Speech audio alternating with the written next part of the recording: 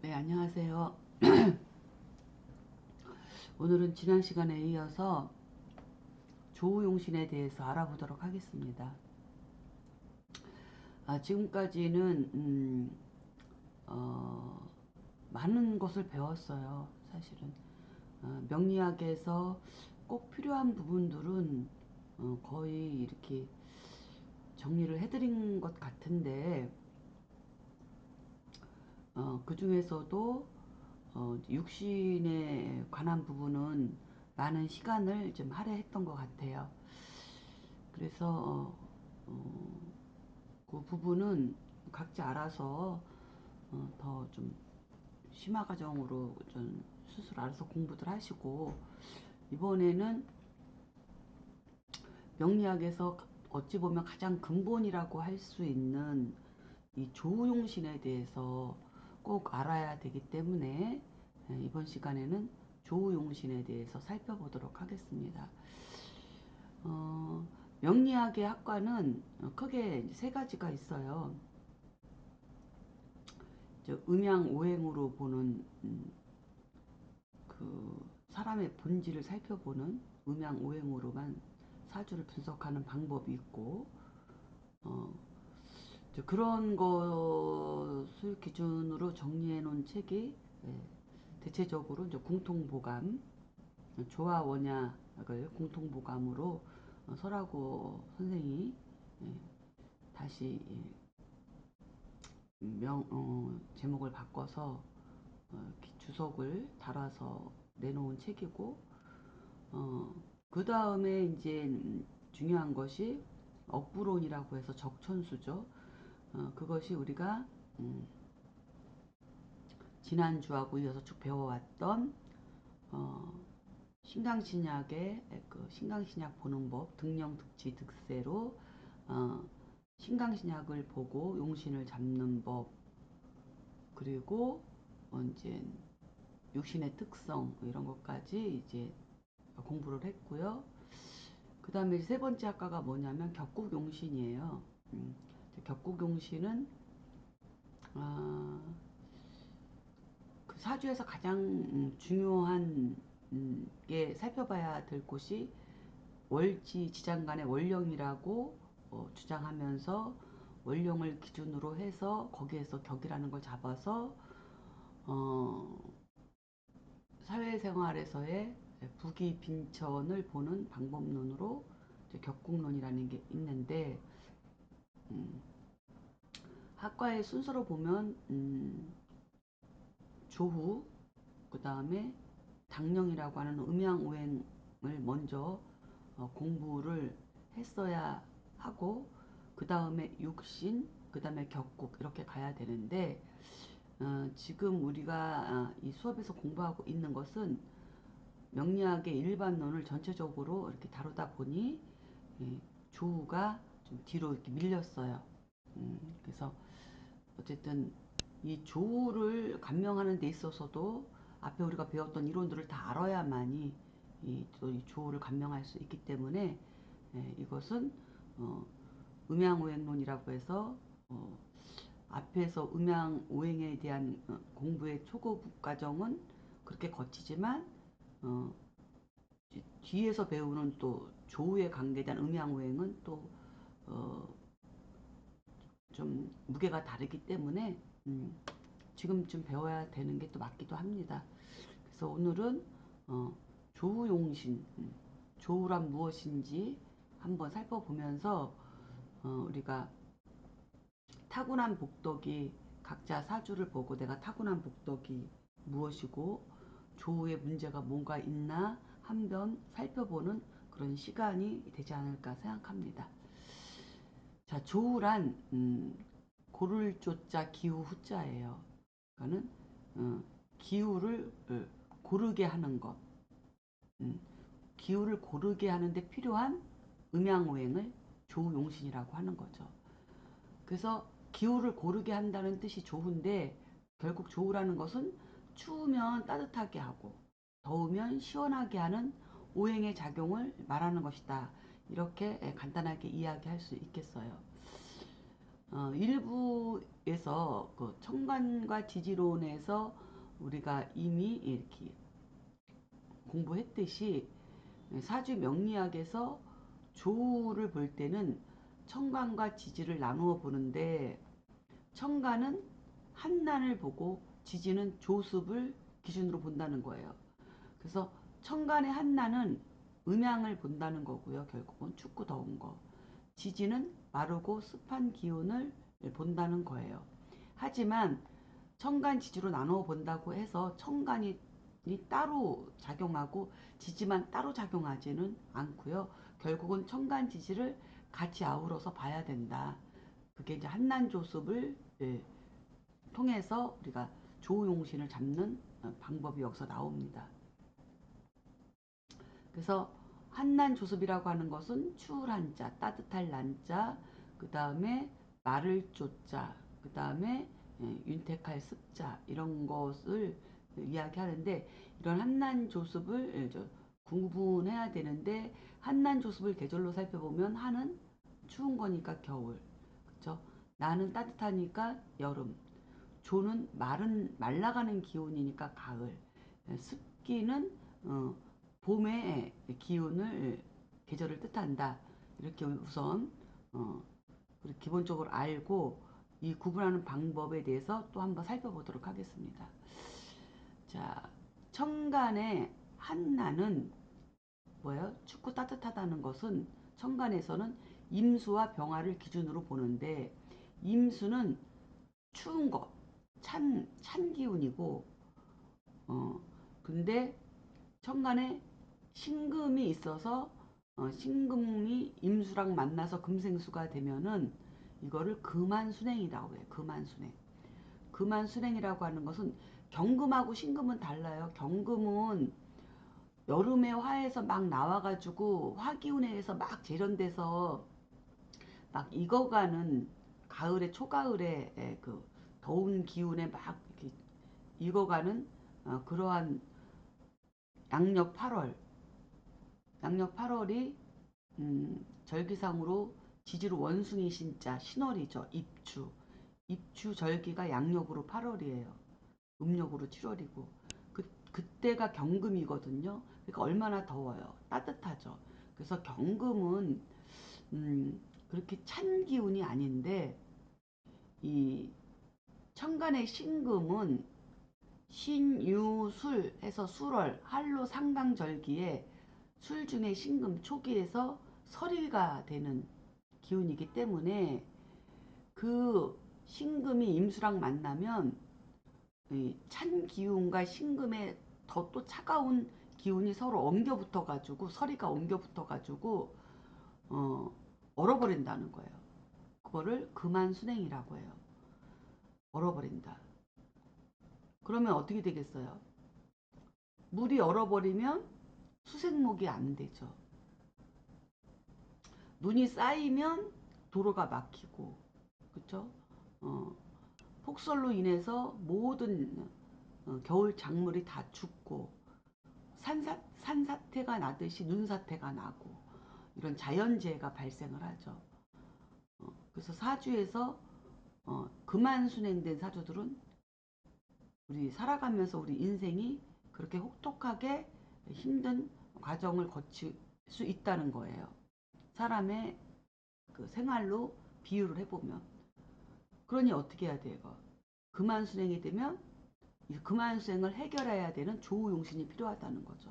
그런 걸 조우용신이라고 해요. 그러니까 너무 추워서 얼어붙었으니까 어떻게 해요? 얼어붙지 않게끔 해야 돼요. 근데 추운 겨울을 따뜻하게 해서 온난하게 만들면 더 큰일 나요. 겨울은 겨울답게 춥고 차가워야 돼요. 근데 얼어붙어서 수생목을 못할 정도로 눈사태가 나면 안 된다는 거죠. 그래서 금한순행이 되면 얼어붙지 않을 정도의 그런 조우용신을 찾아서 그것을 해결을 해야 된다. 이렇게 살펴보고요. 그 다음에 병화는 따뜻한 기운이에요. 난한 기운이에요. 그렇죠?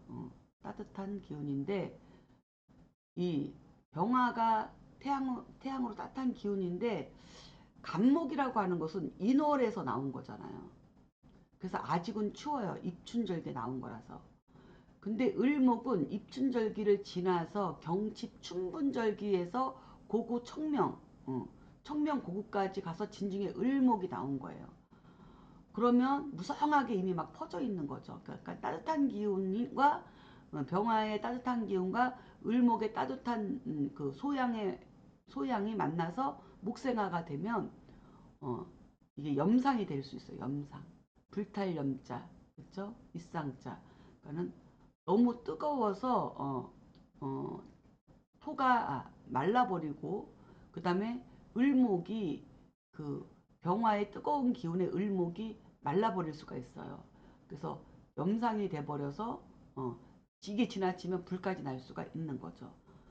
이렇게 되면은 을목이 타버린다. 을목이 말라버린다. 이렇게 되는 거죠. 이렇게 겨울과 여름에 기후가 지나친 경우 천간의 조우용신이 필요하다는 거예요. 얼른 사주를 보세요. 내 사주에 천간에서 신금과 임수가 있는지, 천간에서 내 사주에 을목과 병화가 있는지, 만약에 그렇게 있다면 금한순행과 염상이 된 사주입니다. 그러면 조우용신을 빨리 찾아야 되는데 이럴 때 조우용신은 무엇일까요? 그거를 한번 살펴보도록 하겠습니다. 자, 그래서 천간의 조우용신을 살펴보기 전에 지지도 지지에서는 어떤 것이 이제 문제가 되는지 지지의 조습에 대해서도 우리가 좀 살펴봐야 되겠죠. 자, 지지의 조습을 계절로 구분하면 임묘진 봄의 계절은 얼음이 녹고 땅속에서 물이 흐르니 습한 계절이고, 그렇죠? 그래서 진중에 개수가 있는 거예요. 지장간에. 그 다음에 사오미는 이파, 그쵸? 그 다음에 망종, 하지, 소서대서. 그래서 난한 기운으로 청간과 더불어 어, 목생화가 되면, 그쵸? 그러니까는 임묘진 봄에는 습한 계절이고 사오미 여름의 계절은 난한 기운인데, 그쵸? 어, 천간에서도 을병으로 목생화가 되고 지지에서도 사오미월에 지지에서도 목생화가 되면 이거는 염상이다. 이것도 염상이다. 이거예요. 그리고 신유술 가을은 목화의 양기운을 수렴하여 열매를 맺는 계절이니 열매가 맺어지려면 목화로 퍼졌던 무성했던 목화의 양기운들을 수렴해서 그쵸? 똘똘똘 말아가지고 이렇게 형상으로 형체로 만들어내는 거니까 수렴하는 과정이다 보니 이제 마른 계절 그쵸? 그래서 수확하는 계절이 되면 나뭇가지가 다 말라서 어, 나뭇가지가 다 말라서 낙엽이 지고 단풍이 들고 낙엽이 지고 가지에 매달려 있던 그감 이런 대추 이런 것들이 다 이제 가지가 마르면 땅으로 떨어지죠. 조한 계절이에요. 그리고 해자축은 추운 계절인데 겨울이잖아요. 청간과 더불어서 지지에서도 이렇게 해자축 올해 태어났는데 금생수가 되면은 이것도 지지에서도 금한순행이 되는 거예요. 추운 거예요. 지지에서도. 그렇죠? 그래서 봄은 습한 계절인데 이 습한 계절에는 무엇이 문제가 될까? 이 습한 계절에는 습기가 천간의 개수가 습기로 이렇게 막 있으면 이게 이제 어, 이 습기가 농습 짙을농자 습기가 너무 짙어서 태양이 가려지는 거야. 그러니까 봄에는 태양이 쨍쨍하게 이렇게 햇빛이 쫙 들어와 가지고 나무를 무럭무럭 잘 키워야 되는데 개수 습기가 이렇게 태양을 가리면 농습이 돼가지고 습기가 너무 짙어서 태양이 가려져서 나무가 제대로 못 커요. 그러면 사람한테는 무슨 일이 생기냐면은 농습이 돼버리면 우울증 같은 게 생길 수가 있어요. 음. 그래서 그럼 그것을 무엇으로 해결할 것인가? 그렇죠? 그리고 여름에는 염상이 돼버리니 이 지지에서 이렇게 염상이 될 때는 무엇으로 해결하고 천간에서 염상이 될 때는 무엇으로 조용신을 써야 되는지. 그 다음에 신유술 가을에 가을에는 조열한 계절인데 조한 계절인데 그렇죠?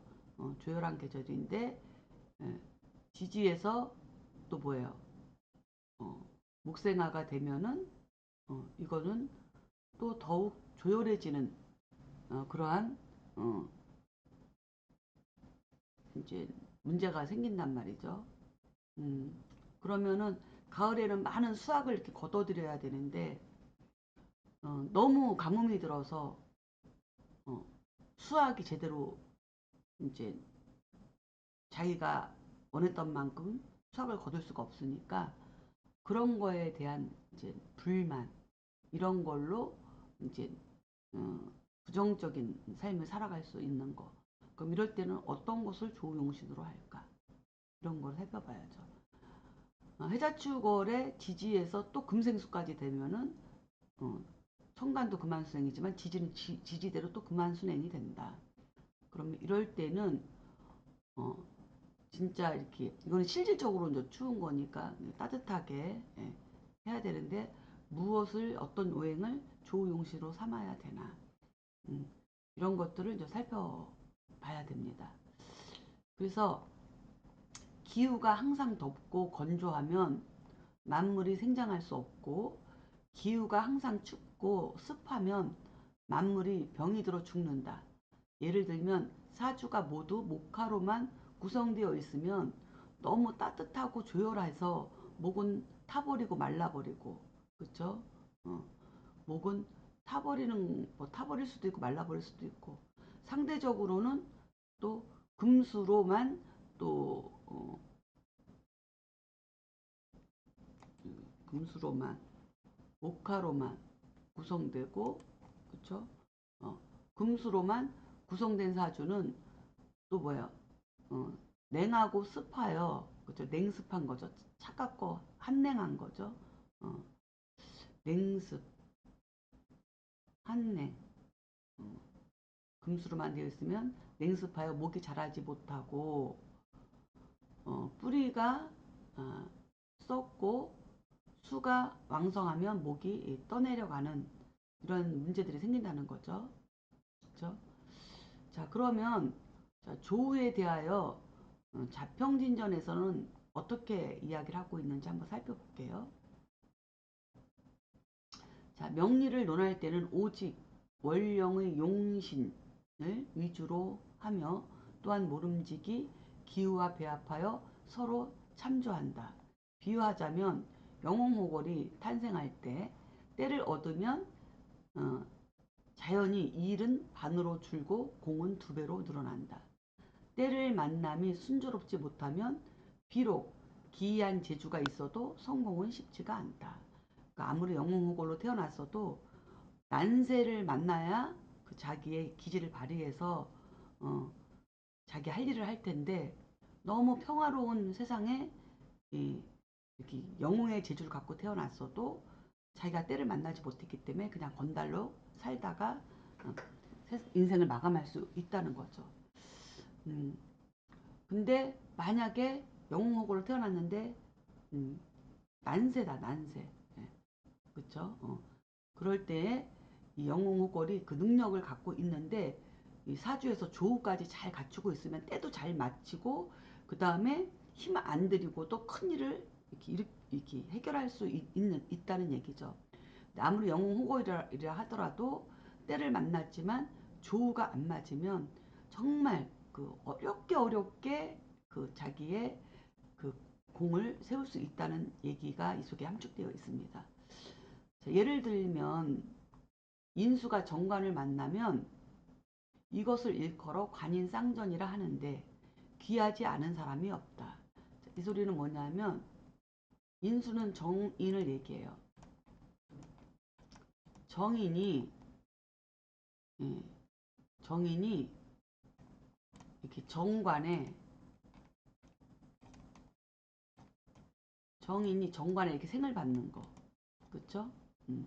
정인이 정관에 생을 받는 거. 이거를 관인쌍전. 정관과 정인이 한 쌍이 두 개가 이렇게 만나서 관인상생이 되는 이런 사주들은 귀하지 않은 사람이 없다는 거예요. 귀한 사주라는 거예요. 일간은 당연히 있잖아요. 그럼 이 일간은 정관이라고 하는 기득권을 가지고 정인을 생해서 이 정인은 일간을 생하는 관인 상생으로서 사주가 이루어진다는 거죠. 그러면 귀하지 않은 사람이 없다. 그 얘기예요.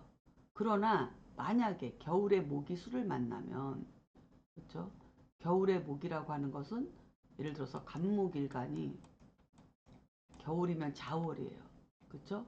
이게 겨울에 자월의 모기죠. 그렇죠? 겨울의 모기 겨울의 모기 수를 만났다. 겨울의 모기 이게 오행으로는 수잖아요. 겨울의 모기 이 수를 만났어. 이렇게 수생목이 돼야 되는 거죠. 수를 만나면 겨울의 모기 수를 만나면 귀해요. 이게 수생목으로서 그렇죠? 귀하지만 여기에다 관성이 드러나면 신금 이렇게 관성이 드러나면 이게 뭐야? 금한순행이 된다는 거죠. 금한순행. 이 신금의 찬기운에 의해서 이 자수가 겨울인데 그냥 놔둬도 이 간목이 양기운이 이 자수를 이렇게 설기해서 인성을 이렇게 취해 올 텐데 정관을 만나면 여기에 정관을 만나면 이 신금의 정관이 이 자수를 얼게 만든다는 거야. 그럼 얘가 꽁꽁 얼어 있으니까 수생목이 안 된다는 거야. 그러니까는 겨울에 태어난 간목이 이 신금을 만나면 본래는 이게 정관이고, 그렇죠? 이게 정관이고 이게 정인이라서 이게 관인상전이라서 귀해야 되는데 육신으로는 금생수 수생목으로 귀해야 되는데 이렇게 조우가 안 맞아갖고 간목이 겨울에 자수의 수생목을 하고 있는데 신금을 정관을 만나면 이게 관인상전이지만 얘 때문에 이 자수까지 얼어붙어가지고 수생목이 안 된다는 거죠. 그렇죠? 그렇기 때문에 겨울에 태어난 간목은 관인상전이 되더라도 반드시 귀하기가 어렵다. 그 얘기예요. 이런 게 조우예요. 그러니까 우리가 그동안 육신 배우고 오행 배웠지만 이러한 또 이론을 알지 못하면 뭐 정인격의 정관을 만나서 관인상생돼서 이 사람은 아주 높은 직책에 그죠? 고시성 시험으로다가 합격해서 기득권자로 잘 살아가겠다. 귀한 사주다. 이렇게 함부로 얘기할 수 없다는 거예요. 이렇게 얼어버린 사주는 모양은 있지만 형태는 갖추고 있지만 실질적으로는 금생수 승목이 안 되기 때문에 그렇죠? 그래서 대개 금이 차가우면 얼어버리는데 이 술을 더욱 얼어버리게 한다는 거야. 그렇죠? 또 겨울에 태어났는데 금까지 만나면 그래서 얼어있는 술은 목을 상생할 수 없으니 이치가 그러하다. 이렇게 조우에 대해서 자평진전에서는 조우의 그 중요한 내용을 이렇게 설명을 하고 있어요. 또 다른 예를 들면 일간과 인성이 모두 왕성하고 식신이 드러나면 귀하다. 이 소리는 뭐예요? 예를 들어서 일간이 이렇게 있어요. 일간과 일간이 있고 그 다음에 여기 인성이 천간에 드러났어요. 인성에. 그렇죠? 일간과 인성이 모두 왕성해요. 그럼 일간이 이렇게 인성에 이렇게 생을 받아 갖고 왕성해요. 그렇죠? 그러면은 여기에 이렇게 식신이 있다. 식신이 있으면 이 일간은 인성의 생을 받아서 왕성한데 왕성한 일간이 또 식신을 만났으니 그쵸? 이렇게 이게 만약에 간목이라면 여기서 개수가 이렇게 수생목하고 그 다음에 이렇게 병화로 이렇게 수생목 목생화가 되는 거죠. 그래서 이렇게 요게 일간이니까 일간을 생하는 수, 임수든 개수든 가지면 수생목이 되고 그 다음에 얘가 이렇게 목생화가 된다는 거예요. 근데 여기서 우리가 잘 살펴봐야 될 게 뭐냐면 어, 여기는 지금 양간이라서 큰 문제는 없지만 일간과 인성이 모두 왕성하면 그래서 조건이. 그러면 일간이 왕성하다는 것은 일간이 지지에 뿌리가 있다는 거예요. 이 임목의 지지에 뿌리가 있는 일간이라는 얘기죠. 지지에. 그렇죠? 월지에 있든 일지에 있든 시지에 있든 연지에 있든 이 간목이라는 일간이 을목도 마찬가지고 을목이든 간목이든 뿌리가 있고 수생목을 받고 목생화가 되는 거. 어서 많이 보지 않았나요? 우리가 육신 통편할 때 유기하고 중화된 육신, 그쵸? 우리가 중화된 육신을 공부할 때 그랬어요. 어떠한 육신이든 월령의 뿌리를 가지고 있고 거기는 월령이라고 딱 집었지만 굳이 월지가 아니더라도 상관없습니다. 일지, 시지, 연지 어디든지 근을 가지고 있고 수생목 받고 목생화가 되면 그 육신은 중화된 육신으로서 그런 육신 하나만 있어도 벽국 걱정하지 않고 조우 걱정하지 않고 잘 살 수 있다. 그 얘기를 했었는데 지금 여기도 지금 같은 얘기예요. 일간과 인성이 이렇게 모두 드러나고 왕성했을 때, 그렇죠? 왕성했을 때, 이 일간과 인성이 천간에 드러나고, 그렇죠? 이 두 개가 다 근으로 왕성했을 때 식신이 드러나면 귀하다. 당연하죠. 수생목 목생화가 되니까. 그러니까는 여기 만약에 임수가 드러났다 하더라도 이 일간이 지지의 근을 갖고 있기 때문에 이 임수는 이 수국화를 하지 않아요. 이 수국화를 하면 뭐 이게 편인이죠. 이건 개수는 정인이고 이 편인이 수국화를 하면 이게 도식되는 거잖아요. 그렇죠? 식신을 꺼뜨려서 밖으로 엎어버리는 거라서 이게 효신이 되는 건데 이 일간이 지지의 근을 갖고 있으면 어떻게 된다고 했어요? 인성이 인아식으로 나간다 그랬어요. 인아식, 나자, 일간이 나, 그쵸? 일간이 근이 있으면 이 인성을 일간이 설계해 와요. 그래서 이 인성이 식신을 극을 못해요. 이렇게 설계되기 때문에 이 뿌리로다가 인목의 뿌리로 수생목이 설계돼 갖고 목생화로 이렇게 나오는 거죠. 이렇게 되면 엄청 귀한 사주예요. 그래서 일간과 인성이 모두 왕성하고 식신이 드러나면 귀하다. 무릇 인성격은 모두 이러하다. 그렇죠? 모든 인성격이 그렇다는 거예요. 간목뿐만이 아니라. 그러나 목일간이 겨울에 술을 용신으로 쓰면 더욱 빼어난 기운이 된다. 무슨 소리냐? 예를 들어서 간목일간이 겨울에 자월에 그렇죠? 간목일간이 그런 목일간이 겨울에 이 술을 뭐로다가 인성격으로다가 수생목하니까 이것을 격으로 이 용신을 격으로 쓰면 쓰는데 병화를 만나면 그렇죠? 인성이 뭐 임수가 됐든 상관없어요. 임자월 이렇게 임수가 드러나고 일간이 근이 있고 병화가 이렇게 드러나면 이것도 수생목 목생하잖아요. 그렇죠? 그래서 인성이 일간과 인성이 두 개 다 드러나고 근황한 상태에서 드러나고 식신을 보면 모든 게 다 귀하다. 인성격은 모두 그러하다. 그러나 목일간이 이 겨울에 태어난 목일간이 이 수를 용신으로 삼아서 격으로 삼아서 식신으로 병화를 쓰게 되면 더욱 빼어나다. 그 귀함이 더욱 최고가 된다는 거야. 그 이유는 겨울에 목이 이렇게 화를 만나면 뭐가 된 거야? 아까는 신금 때문에 이게 겨울의 목이 얼어붙어서 수생목이 안 되는데 병화를 식신으로 쓰게 되면 임자 찬 기운이 올라와서 임자로 이렇게 아주 찬 기운을 만나더라도 목생화로 이게 병화가 얼지 않게 금이 와도 얼지 않게 조우 역할을 하기 때문에 이거는 더 부귀한 사주가 된다. 그 얘기를 지금 비교해서 설명을 하고 있어요.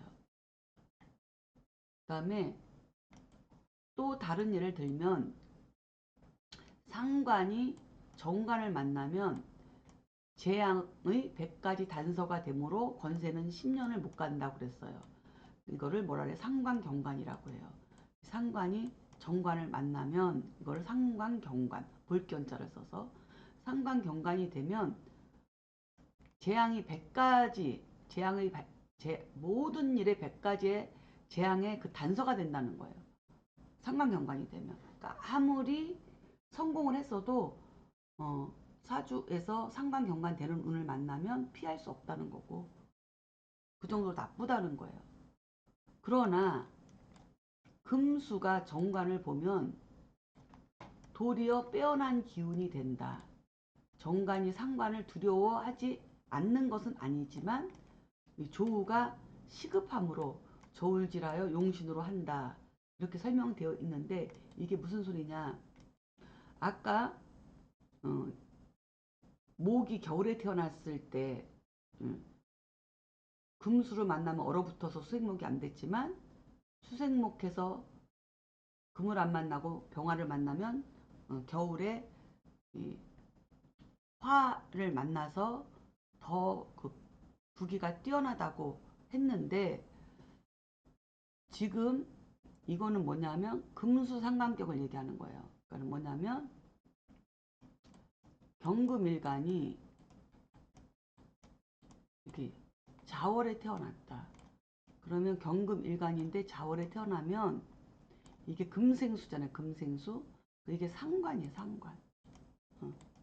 상관. 그렇죠? 근데 경금이 신금만큼 여기서 신금도 마찬가지예요. 신금이 해월에 태어나도 마찬가지예요. 이거를 금수상관격이라고 그래요. 금수상관. 금이 수를 생해서 금과 수가 관계가 금생수하는 관계니까 금수 이게 상관이 되는데 이렇게 경금이나 신금일간이 자월이나 해월에 태어나서 이렇게 상관이라고 하는 재앙의 100가지의 단서가 되는 이 상관 원령에 태어나면 절대로 정관을 보면 안 되는 거죠. 정관을 보면 상관경관이 돼서 100가지 재앙의 100가지 단서를 만들기 때문에 굉장히 흉한 거이기 때문에 이게 안 되는 거예요. 그런데 지금 얘들이 다 얼어 있잖아요. 금생수로 얼어 있고 여기도 금생수로 얼어 있고 그렇죠? 그래서 이렇게 얼어 있으니까 금수를 이렇게 얼어 있으니까 이 금도 뭐 8월 9월에 금이라 하더라도 계절 자체가 해월이나 자월이 되면 얘도 같이 얼어요. 계절 자체가 천간의 임수에서 경금만 나오고 신금만 나오고 좀 달라요. 계절이 뭐냐에 따라서. 그래서 이렇게 자월이니 이게 다 얼어붙어서 원래는 이렇게 금생수가 잘 되면 이 식상이라고 하는 게 식신상관이라고 하는 것이 자기 재능이 이렇게 흘러가야 되는 거잖아요. 그래서 빼어나게 이렇게 그 쓰임을 써야 되는데 이게 얼어붙어 가지고 말만 상관의 형태를 가지고 있지 구성만 상관의 형태를 가지고 있지 상관의 역할을 못 하는 거예요. 이게 얼어붙어 가지고 그렇죠? 그래서 이게 원령에서 다 얼어붙으면 사주 7, 8글자가 다 이게 작동을 잘 안 되니까 이게 조우가 시급하다는 거야. 그래서 여기 정화든 여기 병화든 우선 이게 필요하다는 거야. 정화나 병화가 있어서 이게 얼어붙은 것을 일단은 녹이고 봐야 된다는 거야. 녹이고 봐야 된다는 거야. 응? 그래서 이게 물이 흐르게 만들어서 상관으로서 역할을 하게끔 하는 게 더 시급하기 때문에 본래 상관이 몰래 정관을 이렇게 보게 되면 이게 다 정관이죠. 그 정관을 보게 되면 굉장히 흉한데 이 금수상관으로 이루어진 월에서 겨울 계절에 금일간이 겨울 계절을 만나서 금수상관으로 이루어진 이런 사주는 무조건 병하든 정하든 여기서 7살이죠. 그죠? 여기서도 7살이고 그러니까 병하든 정하든 정관이든 7살이든 정관까지도 나쁘지 않다는 거야. 우선 이거를 흐르게 만드는 게 더 중요하기 때문에. 그래서 이런 경우는 상관경관의 흉함으로 사주를 분석하지 않는다는 거예요. 이런 경우는. 하지만 대신 조건이 있어요. 무슨 조건이냐면 조건이 이 상관이라고 하는 것이 이렇게 월지에서만 있어야지 이것이 천간으로 드러나면 자중의 개수로 이렇게 드러난다거나 그쵸? 해중의 임수로 이렇게 드러나면 여기서 수국화되고 여기서 수국화되니까 이게 상관 경관이 되는 거죠. 천간에서 상관 경관이 돼버리면 이건 역시 흉한 거예요. 이거는 어쩔 수 없어요. 이거는 흉해요. 하지만 이렇게 월령의 개수가 암장되어 있고 해중의 임수가 암장되어 있고 천간에 정화나 병화가 떠 있는 이런 경우는 괜찮다는 거예요. 이게 조금 어려운 논리인데 어려운 이론인데 뭐 어렵다고 공부 안 할 수는 없잖아요. 알 건 알고 가야지. 지금 당장은 이해가 안 가더라도 일단 이렇게 알아두시면 될 것 같아요. 그래서 본래 이 정관이 상관을 보면 굉장히 흉한데 병신금 일간이 해자월에 태어나서 식상이 되면은 이때는 조가 시급해서 천간에 병정화라고 하는 관사를 우선 써야 된다. 하지만 이 식상이 천간으로 드러나서 서로 관사라고 부딪히면 안 좋으니 정관하고 특히 정관하고 상관하고의 관계에서 만나면 흉한이 천간으로 드러나는 것은 옳지 않지만 월지 암장되어 있는 상태에서는 천간으로 정관을 쓸 수 있다. 이렇게 일단 정리를 해보도록 하겠습니다.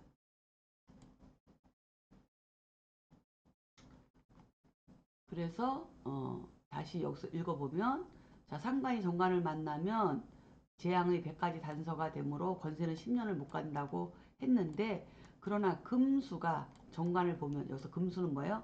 금은 일간, 수는 상관을 얘기하는 거예요. 월지 상관을. 그렇죠? 금수가 좀 자세히 풀어놓을까요? 금수 상관격이 그래야 되겠다. 차라리 금수 상관격이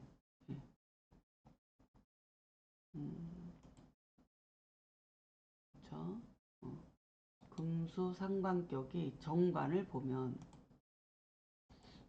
금수를 그냥 붙여야 될 것 같은데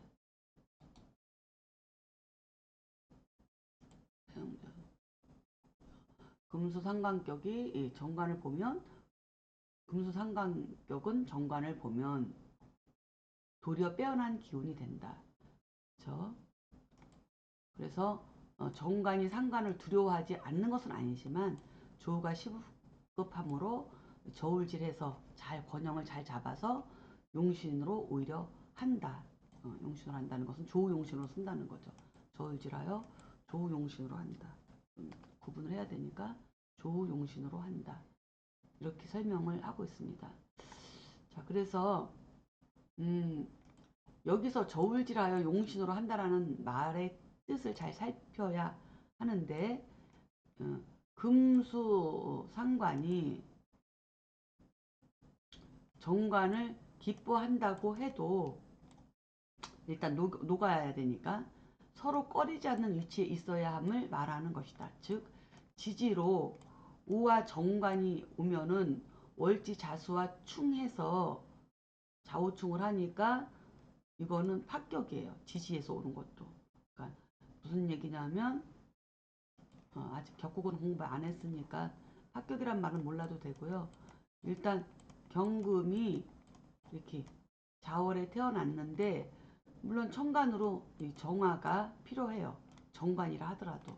하지만 천간에 개수가 떠 있어서 천간에서 수국화하면 이건 흉한 거고, 또 지지도 천간에 떠인 정화는 괜찮지만 지지로 오화가 오화가 있거나 운에서 오화가 오면 이것도 좌우충으로 이것도 상관이 정관, 그쵸? 오화는 경금한테 정관이니까 이것도 지지에서 상관경관하는 것도 흉하다는 거예요. 그래서 이 조용신으로 쓰려면은 천간과 지지가 서로 이렇게 떨어져서 있어야지 된다는 이야기를 지금 하고 있어요. 그래서 즉 지지로 오와 정관이 오면 월지 자수와 충하여 합격을 이룰 뿐만 아니라, 그쵸? 충에서 충하여 합격을 이룰 뿐만 아니라 상관경관에 해로움이 있다. 충하여 합격을 이룰 뿐만 아니라 상관경관의 흉을 피할 수 없다. 그러나 상관은 월령의 월지 속에 암장되고, 관살은 천간에 투관되면 천간의 화기운은, 그쵸? 천간의 정관의 기운, 관살이 투관되면 천간의 정관은 원령암도 관살은 천간에 투관되면 천간의 정관은 월령의 자수 상관을 상관을 녹여서 흐르게 하니 빼어난 사주가 된다. 그 얘기예요. 이 외에도 상관이 살을 대하면 때에 맞게 용신을 쓸 수 있는데, 겨울의 금이 화의 살을 용신으로 쓰면 그 빼어남이 100배가 된다. 자, 이 소리는 뭐냐면 이거 외에도 상관이, 그러니까는 경금일간이 자월이면 경금이 금수상관을 쓰는데 정화가 아니고 병화를 봤다. 정화는 정관이지만 얘는 칠살이잖아요. 그쵸? 칠살이잖아요. 칠살. 그런데 경금일간이 자월에 이렇게 칠살을 보는 것은 조용신으로도 좋지만, 이 자수가 천간의 개수로 떠도 얘가 수국화를 하더라도 이 칠살은 정관이 아니므로 이 상관이 오히려 칠살까지 대하는, 칠살까지 제하는, 상관가살하는, 상관이 칠살을 올라타서 칠살을 부리는, 상관가살하는, 그쵸? 칠살의 작용을 하지 못하게 하는 이런 작용까지 하고 조우용신까지 하기 때문에 정관처럼 천간과 지지를 막 나누어서 민감하게 살피지 않아도 이렇게 경금의 자월이 칠살을 만나는 것은 편안하게 쓸 수 있다. 천간으로 오든 지지로 사화가 오든 상관이 없다. 이거는 오히려 지지에 사화가 오면 오히려 지지에서 자월에 얼어붙은 걸 사화가 오히려 녹여주는 역할을 해요. 음양으로 만나기 때문에. 얘는 양이고 얘는 음이기 때문에. 오화랑은 달라요. 그래서 이런 부분도 생각을 좀 하셔야 돼요. 그래서 그 얘기를 한 거예요. 여기서는. 그래서 상관이 살을 대하면 이 소리는 이렇게 경금일간이 자월에 태어나서 병자월에 태어났다. 그러면 경금이 자월에 태어났는데 자수가 칠살을 이렇게 대하고 있다는 거야. 칠살을 만났다. 대하고 있다. 이렇게 되면 조용신으로도 최고고, 그쵸? 때에 맞게 이거는 조용신으로 쓸 수 있다는 거죠. 그래서 겨울에 금이 화의 살을, 겨울에 태어난 금이 이 화의 칠살을 이렇게 조용신으로 쓰면 그 빼어남이 100배가 된다. 엄청 좋다는 얘기예요. 조용신으로. 그죠? 지금 여기서 보여주고 있죠. 자, 경금이 자월에 태어나서 병화를 본 것을 상관 대살격이라고 해요. 격으로는. 아직 격은 안 배웠으니까 상관격이 살을 받다. 상관 대살격으로 이 자체가 성격이에요. 격국에서는.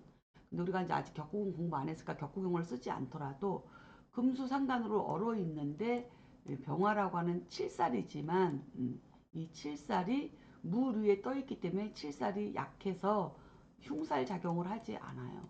그렇죠? 그리고 조우 역할까지 하니까 이거는 이런 사주는 좋은 거예요. 굉장히 복이 많은 사주예요. 이런 경우는. 그래서 이런 거를 좀 기억해 두는 게 좋겠다. 그 다음은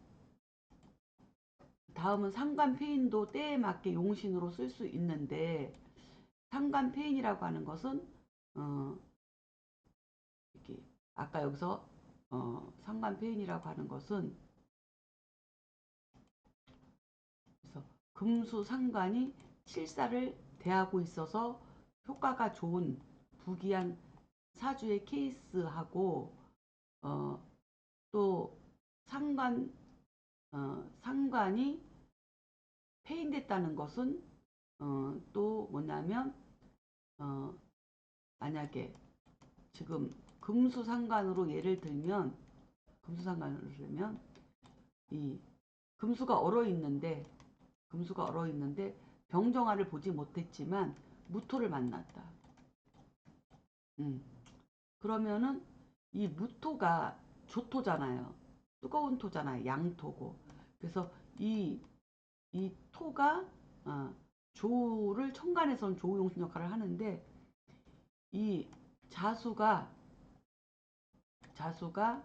이제는 상관으로서 만약에 뭐 정관을 수국하려고 하는데 이 무토가 토국수로 눌러주면은 이게 상관폐인이거든요.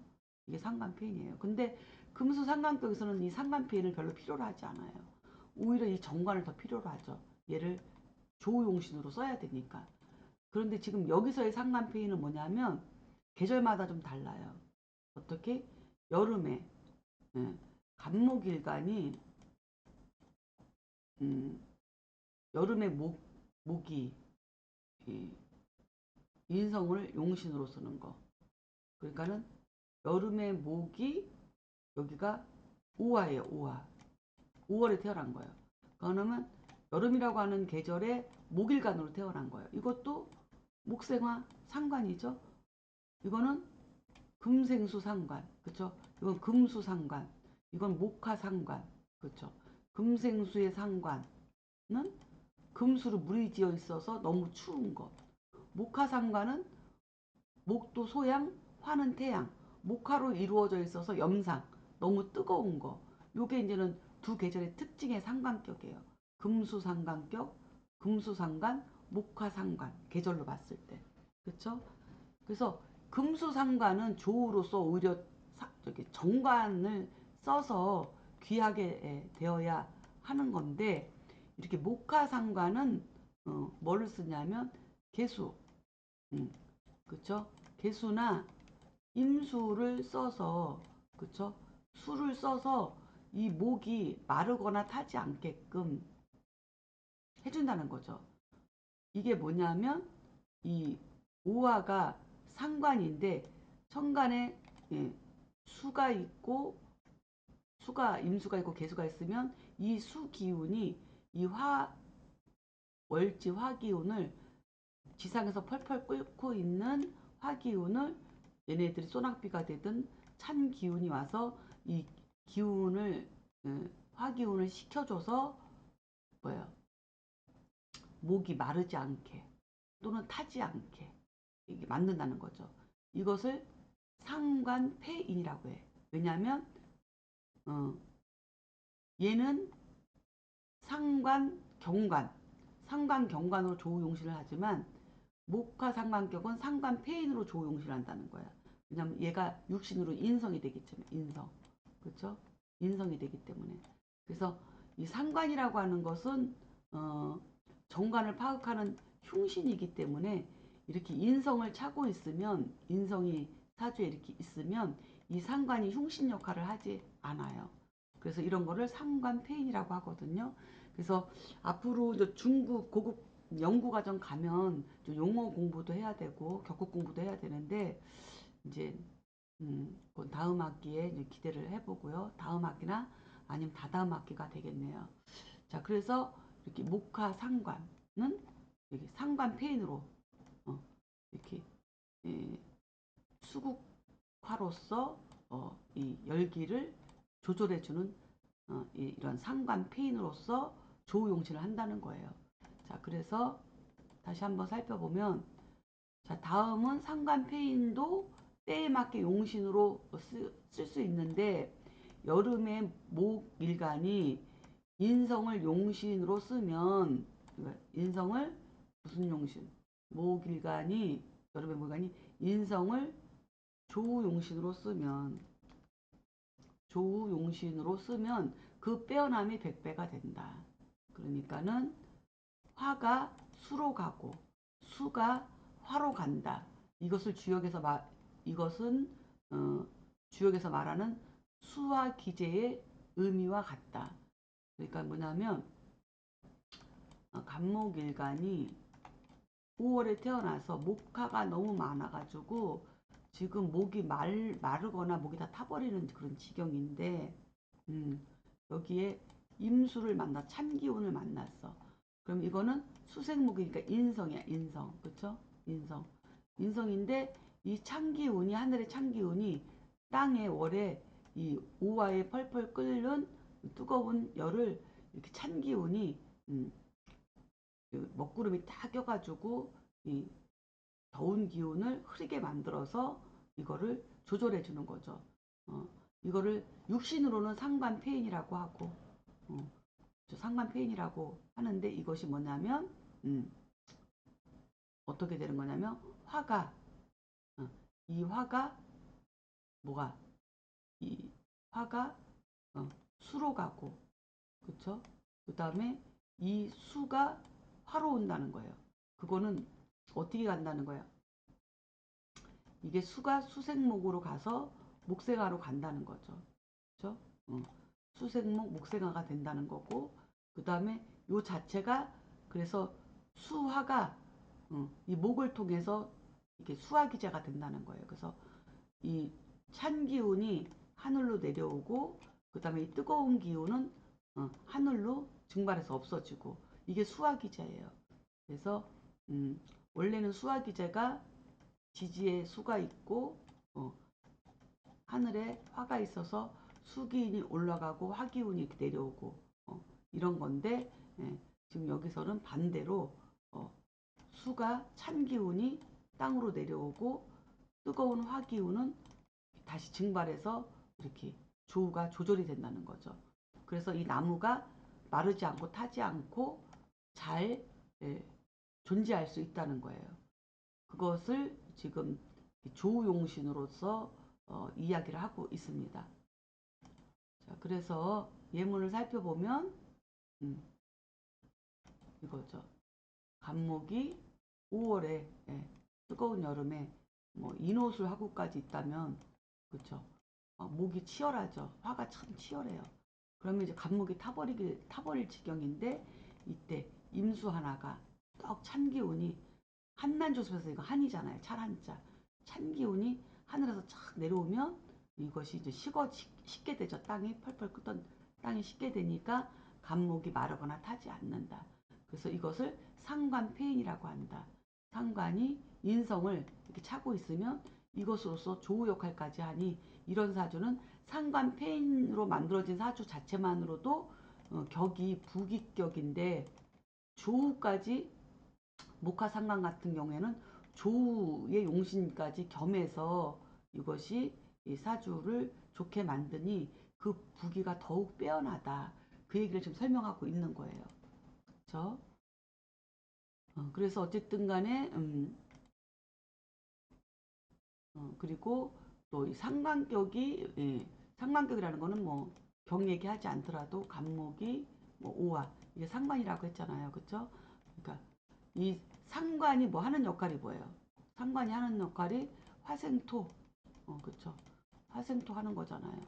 그러니까 상관 생재를 하는 거잖아요. 그래서 상관이 이 재를 용신으로 하면 상관 생재로 그 자체만으로도 이미 부자사주예요. 본래 귀격이에요.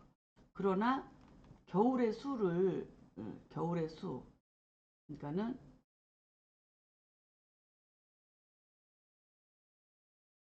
겨울의 수를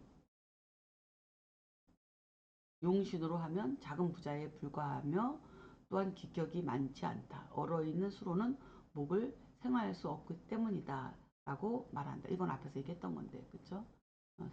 또 상관격이 쟤를 용신으로 하면 본래 부자사주예요. 상관생재로. 그러나 겨울의 수, 그쵸? 겨울의 간목이 겨울의 수를 격으로 월지니까 인성으로서 격으로 삼게 되면